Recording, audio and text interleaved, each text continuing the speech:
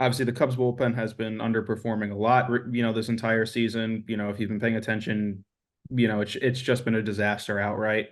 And we brought up that the Cubs may need to make an outside addition. I think we're all hoping for something maybe a little bit more, you know, uh, headline worthy than Tyson Miller. But again, it's a smart move for now. But at current, I mean, Adbert Alzolay was just placed on the IL a couple days ago. He obviously was struggling all season. Hopefully, this injury list sort of stint lets him get right. Yancy Almonte was just placed on the injured list. Jordan Wicks is still out. Julian Merriweather is still out. It's definitely been sort of a war of attrition in the early going.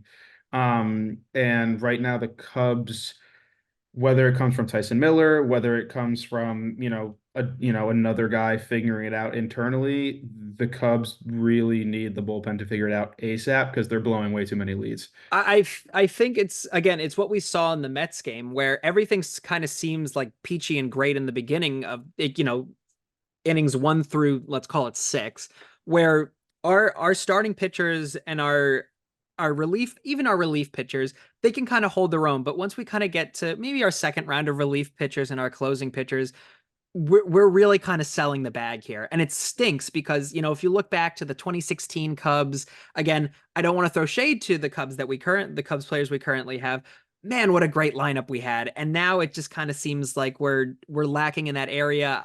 And the kind of question is, how can we improve? We have great players, but I think the execution is just where we're lacking.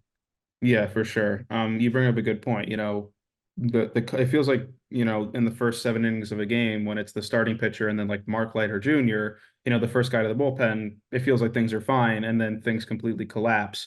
And again, we just talked about the Cubs having this organizational depth on offense and at starting pitching. They just don't have it right now in the bullpen.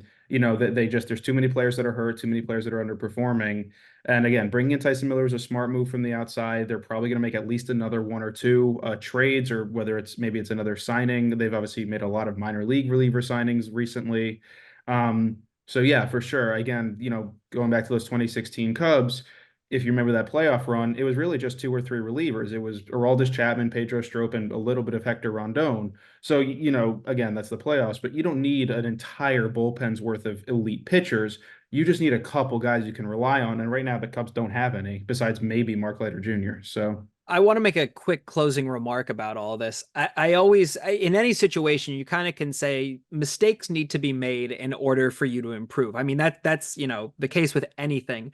I think at this point, unfortunately, we're past the point of mistakes have been made, and mhm. we need to dig ourselves out of the hole at this point.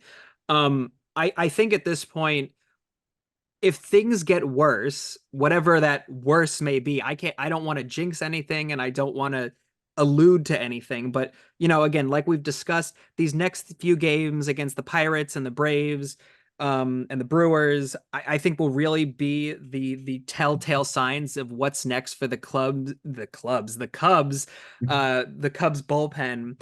Um, I think whatever happens next, Craig Counsell and the Cubs trainers and coaches really need to take a look for next year's spring training as well, to kind of focus on the bullpen and see what we can do next.